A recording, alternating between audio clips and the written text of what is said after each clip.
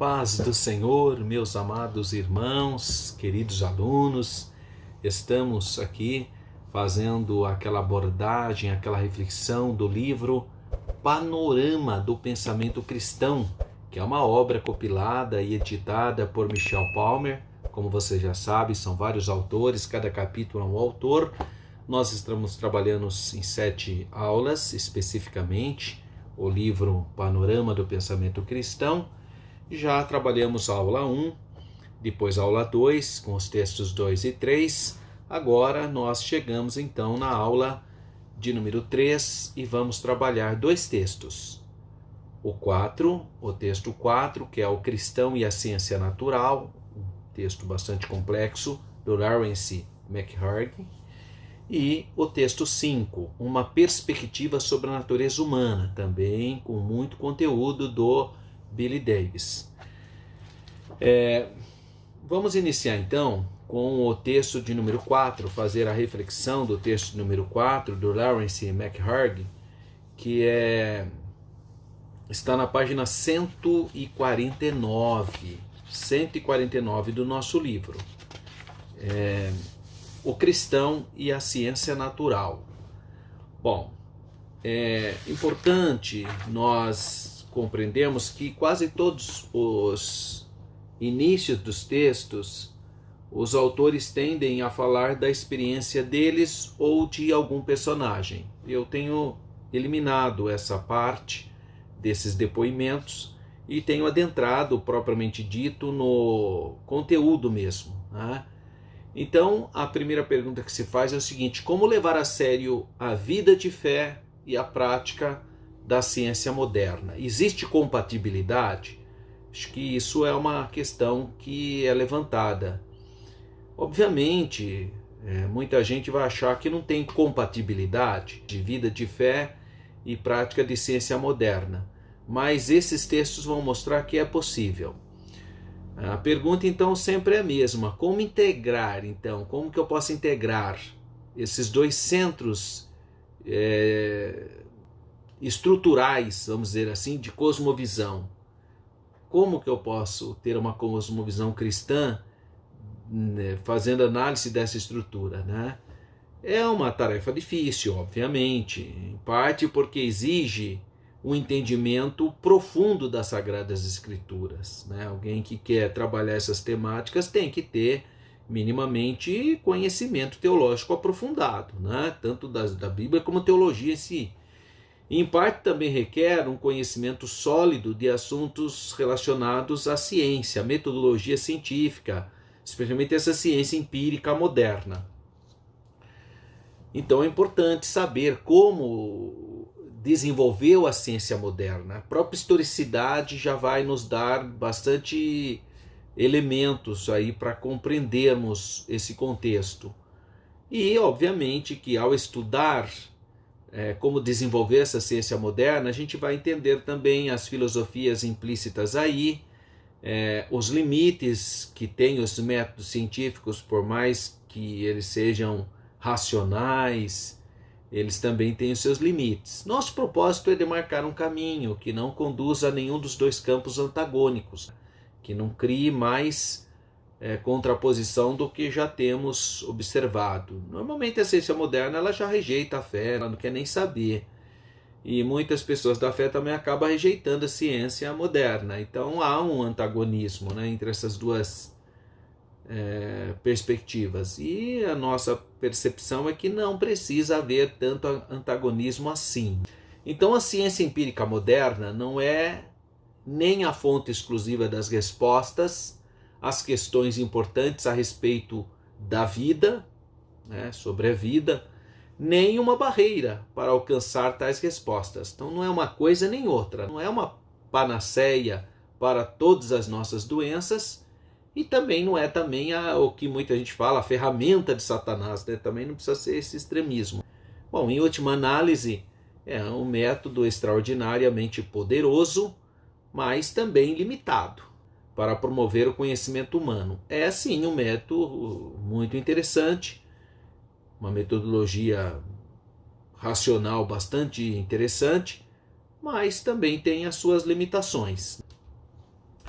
Então, entendê-la e integrá-la com sucesso em uma cosmovisão cristã requer trabalho duro e muita paciência, porque os assuntos são complicados, são assuntos complexos e resistentes a certos esforços frágeis, a esforços ingênuos, a esforços simplórios.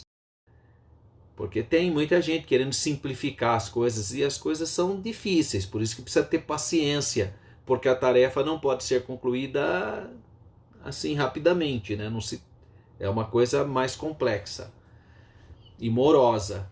Não pretendemos, obviamente, completar a tarefa dentro dos limites desses próximos capítulos, né, do livro, obviamente.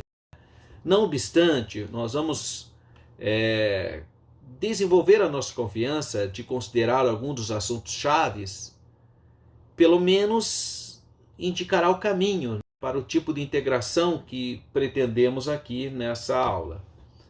Então vamos para a história, os precursores gregos da ciência moderna. Então a nossa herança é grega, né? Greco-romana. A nossa herança cultural é helenística. Então a ciência natural, teórica, tem uma história que ultrapassa a 2.500 anos. 2.500 anos, porque a gente tem que voltar em 500 a.C. na Grécia Antiga. O que nós vamos encontrar lá? Os filósofos gregos. Sócrates, Platão e Aristóteles. No caso da cosmovisão cristã, ela vai beber muito de Platão e de Aristóteles. Primeiro, no finalzinho da Idade Antiga, nós temos Santo Agostinho, Agostinho de Hipona, criando toda uma cosmovisão cristã com base no filósofo grego Platão, platonismo.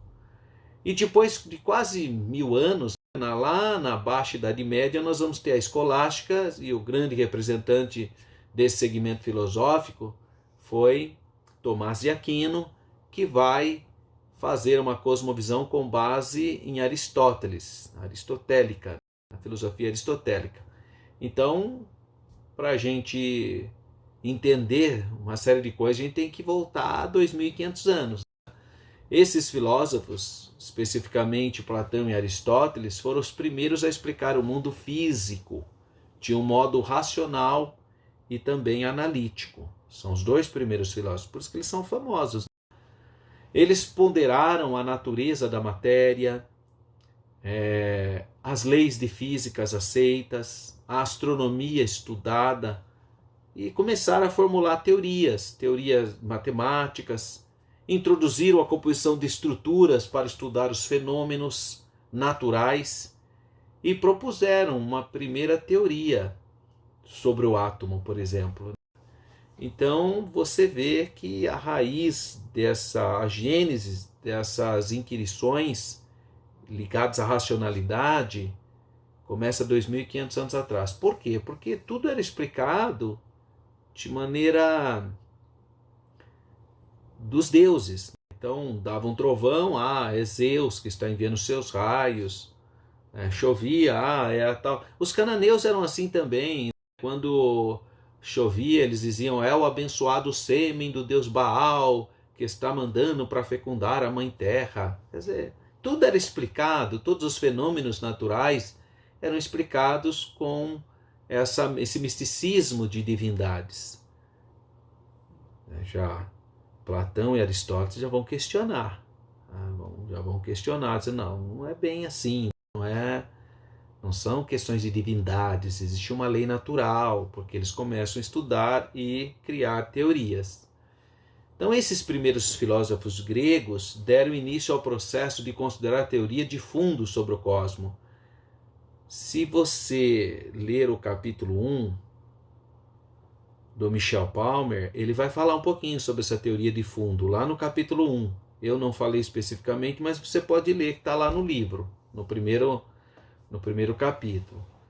Então as considerações desses filósofos gregos abriram o caminho para os pensadores subsequentes estudarem o mundo de maneira sistemática, em vez de atribuir todos os fenômenos e as forças todos os fenômenos às forças divinas, irracionais, imprevisíveis, como então se fosse reações dos deuses e das deusas do panteão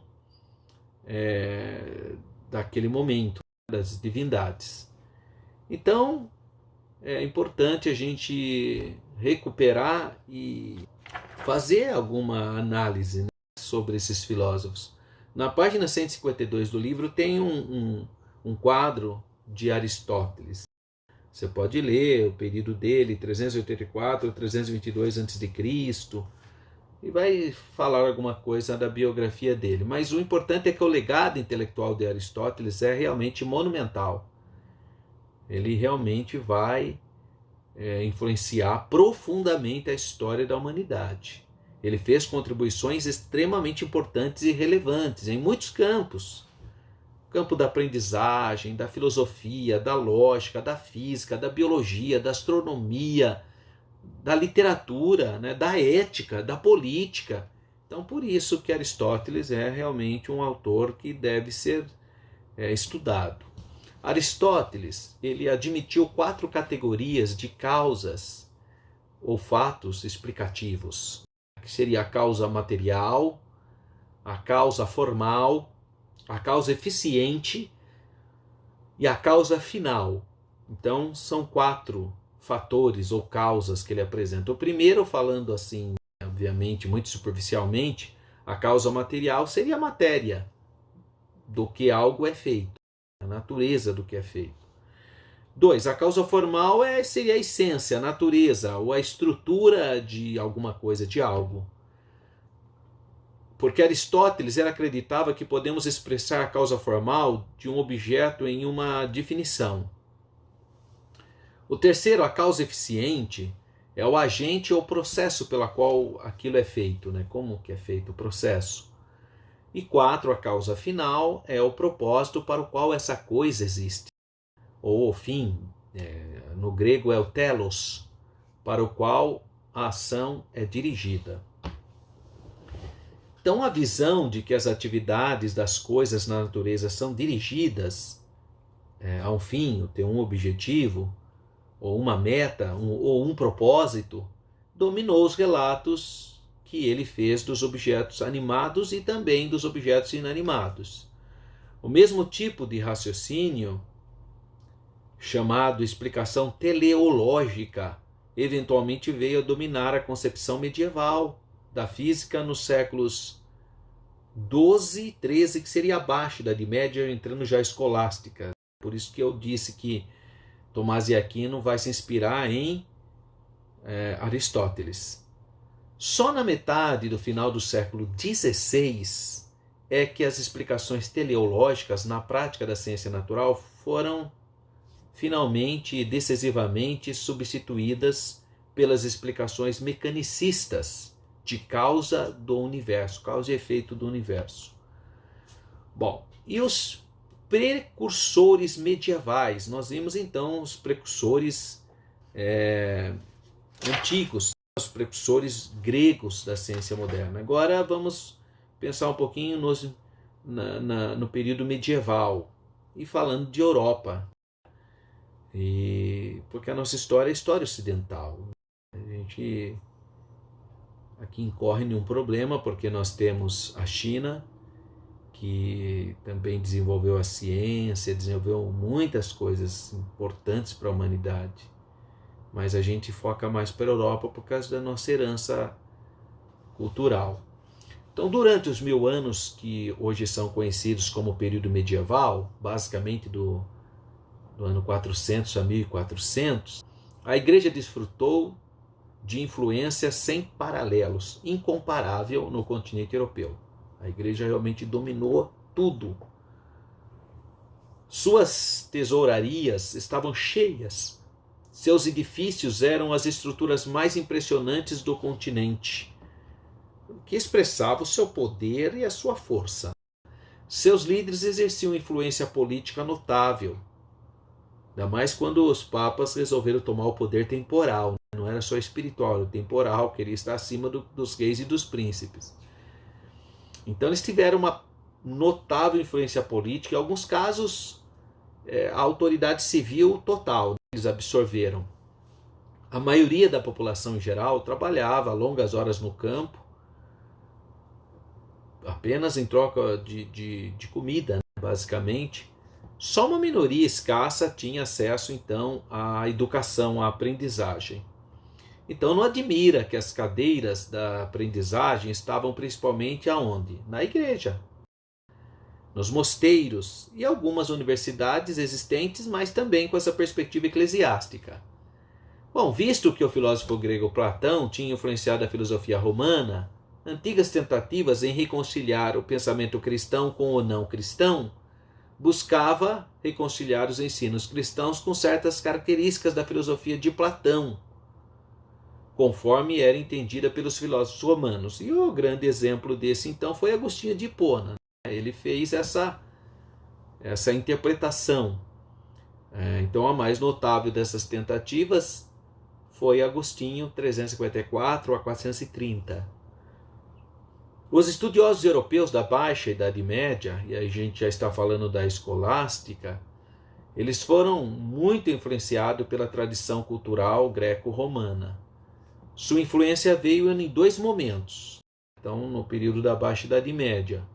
Primeiro, no século XII e XIII, que é conhecido como a Renascença medieval, que é a escolástica.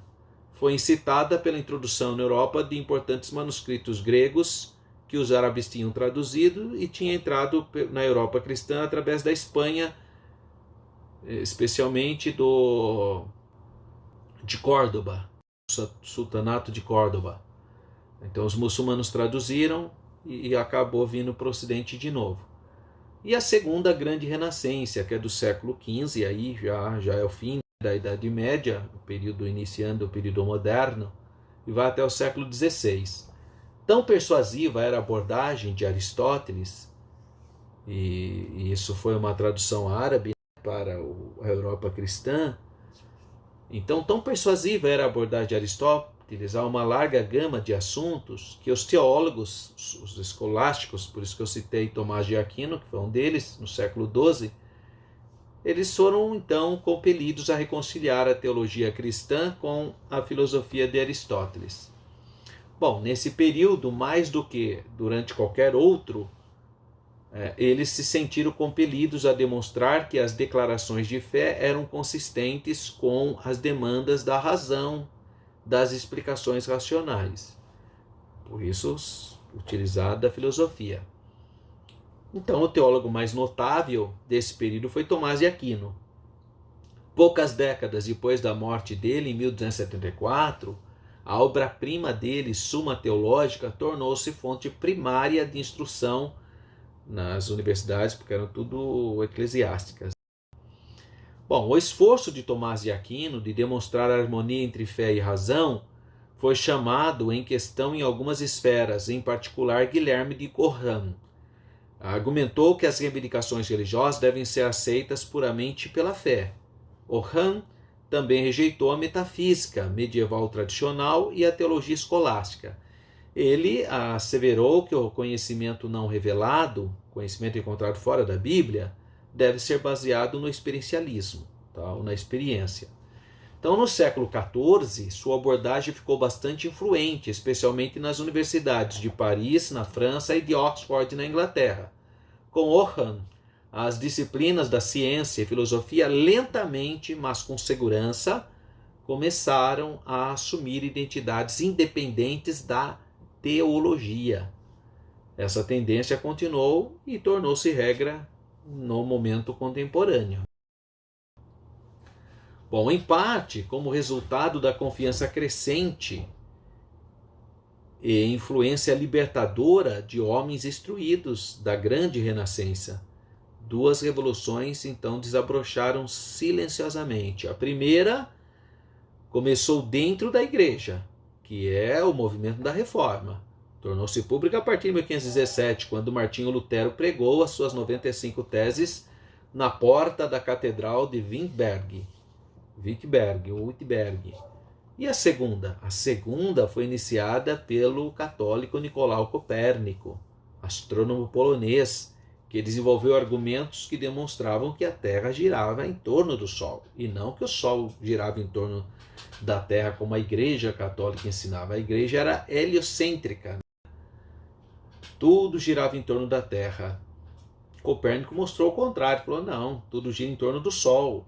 Aliás, a Igreja não era heliocêntrica, a Igreja era... ela achava que a Terra era o centro de tudo, né? A Igreja não era heliocêntrica. A heliocêntrica é o que é a proposta de Nicolau Copérnico. Sua denominada teoria heliocêntrica, então, no movimento planetário, desafiou a crença tradicional de que os planetas e as estrelas giravam ao redor da Terra. A Terra era o centro de tudo. Isso era um pensamento ensinado pela Igreja. E o aparecimento da ciência moderna?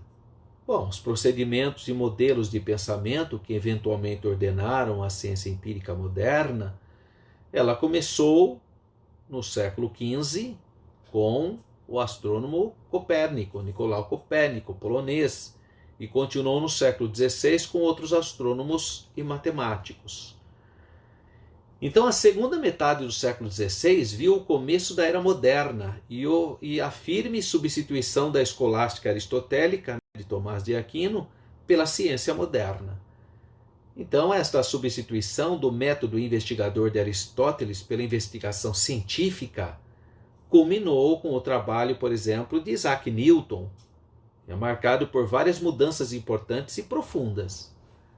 A observação e o raciocínio quantitativo substituíram a autoridade. Então, até os fins do século XVI, uma forma comum de argumento erudito para uma tese era acumular citações de autoridades apoiando a tese da pessoa. Então, citava citações relevantes, referências de fontes autorizadas, como textos clássicos e medievais, especialmente os de Aristóteles ou dos pais da Igreja. Porém, a astronomia e a matemática requeriam um tipo diferente de prova, e o seu desenvolvimento foi importante para o processo de substituição do argumento de autoridade, da autoridade. Pela o quê? Substituiu-se, então, o processo de argumento de autoridade para a observação direta e o raciocínio quantitativo. Francis Bacon exortou os pesquisadores a rejeitarem, ele exorta para que os pesquisadores rejeitem os argumentos baseados em autoridade e passassem então a fundamentar suas conclusões estritamente na experiência, no estudo direto da natureza. Claro que essa abordagem fomentou o uso da observação empírica e forneceu forte incentivo para o desenvolvimento do modo experimental.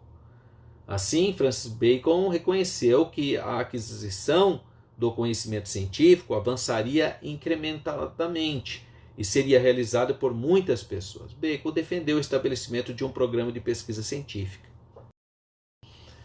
Bom, aí nós temos quem? Galileu Galilei, que foi proeminente e influente na tentativa de quantificar a natureza. De acordo com ele, a ciência devia se preocupar em ver-se a si mesma exclusivamente com as propriedades mensuráveis do mundo, como tamanho, forma, movimento. O conhecimento da natureza, pensou ele, devia estar baseado em dados que são transformados a partir dos sentidos para uma forma numérica, quantitativa. Na verdade, ele recusou trabalhar com dados que não pudessem ser reduzidos à forma numérica. Então, uma mudança radical ocorreu no modo como os europeus explicavam os fenômenos naturais. Desde o primeiro despertamento da Europa no século XII, o relato de Aristóteles de 4 tipos de fatores explicativos, lembram, né? As causas materiais, formal, eficiente e final, dominou o pensamento científico. Destes, a causa final, explicar coisas em termos dos seus fins, seus próprios fins e propósitos, foi considerada a forma mais fundamentada de explicação. O próprio Newton, Isaac Newton, cria que o universo fora criado ex nihilo, do nada, por Deus, transcendente, e que as leis que o regulam dão evidência do desígnio de Deus. Bom, em outras palavras, embora Isaac Newton administrasse suas experiências rigorosamente de acordo com os métodos da ciência e sem referência a propósitos últimos, a teleologia, ele subscreveu uma cosmovisão mais ampla do que permitia tais propósitos. Porém, muitos dos seus seguidores promoveram uma cosmovisão completamente naturalista, de acordo com o qual o universo é regulado somente por leis mecânicas impessoais. Eles não reconheciam nenhum propósito último, divino, ou seja lá o que for. Pelo contrário, afirmavam que o universo é uma máquina muito extensa e complicada, complexa, cujos movimentos são devidos a leis que podem ser empiricamente descobertas. Então, para eles, a realidade estava confinada a fenômenos mensuráveis, como peso, massa, velocidade, altura, largura e força física. E aí nós chegamos no método científico. Então, o elemento empírico requer que os investigadores, na verdade, examinem os fenômenos naturais em vez de somente especular sobre eles. O elemento dedutivo, consistindo nas regras de matemática e da lógica, coloca restrições formais na pesquisa e explicação, fornece ferramentas para análise e predição e constitui a linguagem formal para comunicar os resultados. Então, depois de considerar o que é conhecido sobre o problema, sobre a investigação e de esclarecer a questão exata a ser investigada, os cientistas constroem uma explicação chamada hipótese. Uma hipótese aceitável tem de satisfazer ao menos 5 critérios, que seria relevância, nenhuma hipótese é jamais proposta para o seu próprio bem. Então, a proposta como explicação a algum fato ou outro, portanto, para ser aceitável, deve ser relevante, deve ter importância. O que se pretende explicar? A relevância é determinada por fatores lógicos. Então, o fato em questão deve ser dedutível da hipótese proposta, quer da hipótese em si, junto com as leis causais presumidas, como altamente prováveis, ou destas junto com certas suposições sobre condições iniciais particulares. Então, primeiro é relevância. Segundo, testabilidade. A marca registrada de uma hipótese científica é que ela pode ser testada. O critério da testabilidade significa que existe a possibilidade de se compor uma observação que tenderia a confirmar ou a refutar a hipótese. Então, é importante nós compreendermos essas perspectivas. A questão da compatibilidade com hipóteses previamente bem estabelecidas. Esse critério não só é difícil de descrever, mas também é difícil de satisfazer. No mínimo, compatibilidade significa compatibilidade lógica. Poder explicativo ou predito. Poder explicativo ou de predição de uma hipótese refere-se à sua capacidade em apoiar deduções sobre fatos observáveis. Quanto mais observáveis os fatos que podem ser deduzidos de uma hipótese, maior é o seu poder explicativo ou de predição. Então, antes de concluir nossa breve descrição do método científico, temos de tratar de 2 tópicos adicionais: a lei da natureza e a teoria científica. A lei da natureza, a expressão lei da natureza, também chamada lei científica ou lei experimental, é amplamente usada, mas não tem uma definição técnica precisa. Alguns pontos gerais ainda podem ser feitos sobre a lei da natureza. Primeiro, concorda-se que a expressão é aplicada a uma considerada classe de declarações universais que tem a ver com os eventos da natureza. Assim como o nome sugere, as leis da natureza são sobre os fenômenos naturais e não sobre os fenômenos lógicos ou matemáticos. Segundo, uma lei da natureza enuncia uma ordem sistemática em que subjaz os eventos naturais. Em outras palavras, uma lei da natureza enuncia um padrão, que, caso contrário, poderia aparecer eventos sem conexão. Terceiro, uma lei da natureza expressa um padrão que se estende além dos dados imediatos de uma série de experiências, formulado algo universal. Finalmente, uma lei da natureza é elástica. Bom, nós temos então a teoria. O termo teoria é muitas vezes mal compreendido ou interpretado, principalmente por aqueles que têm pouca familiaridade direta com a ciência. Por exemplo, uma interpretação equivocada, comum entre os não especialistas fora da comunidade científica, é que uma teoria é apenas uma especulação fantasiosa, uma ideia moderna ou uma suposição desapoiada de alguém. Pressuposições básicas que subjazem a ciência. As pressuposições importantes que subjazem na ciência natural são as relacionadas com o método da ciência em si. Essas pressuposições são comuns a todos os cientistas, sejam cristãos ou não cristãos. Aqui mencionaremos com brevidade 3 das pressuposições mais importantes que subjazem no método científico. Primeiro, a ordem da natureza. Então, a aplicação do método científico presume que as coisas no universo comportam-se de um modo ordenado. Segundo, a uniformidade na natureza. A pressuposição da uniformidade significa que as leis da natureza são válidas sobre o universo inteiro, no espaço e no tempo. E terceiro, a singularidade das causas. Então, trata-se de pressuposições ou pressuposição fundamental no estudo da natureza, que os eventos não ocorrem espontaneamente, mas apenas sobre certas condições. Um tipo de condição é a condição necessária, uma circunstância em cuja ausência o evento não pode acontecer. De um ponto de vista moral, baseado nas Escrituras, o estudo da natureza parece uma busca legítima para o fiel, para o cristão. Talvez, num sentido mais amplo, possamos até considerar o estudo da natureza como algo da exigência ética para qualquer cristão no mundo da atualidade. De um ponto de vista moral, o exercício do domínio em todas as suas ramificações requer uma mordomia. Dadas as questões ecológicas que nos defrontam em um ambiente frágil e dadas as necessidades médicas e nutricionais prementes de tantas pessoas ao redor do mundo na atualidade, a mordomia seguramente requer que entendamos o mundo natural, sobre o qual devemos exercer domínio.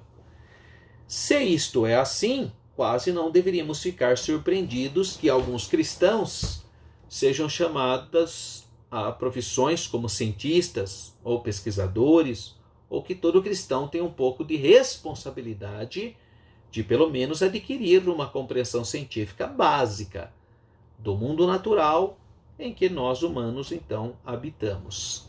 Então, essa é a reflexão do texto 4, que é muito interessante, porque ele faz uma historicidade de como chegamos à ciência moderna, falando da ciência natural. Esse é o texto do Lawrence McHargue. O texto 5, que nós vamos abordar agora, é uma perspectiva sobre a natureza humana. É do Billy Davis, a partir da página 181. Você que está me acompanhando aí. O que significa então ser humano? Ele começa com esse questionamento, né? O que significa ser humano? Todos iniciam os textos com algum tipo de experiencialismo, mas a pergunta é essa: o que significa ser humano?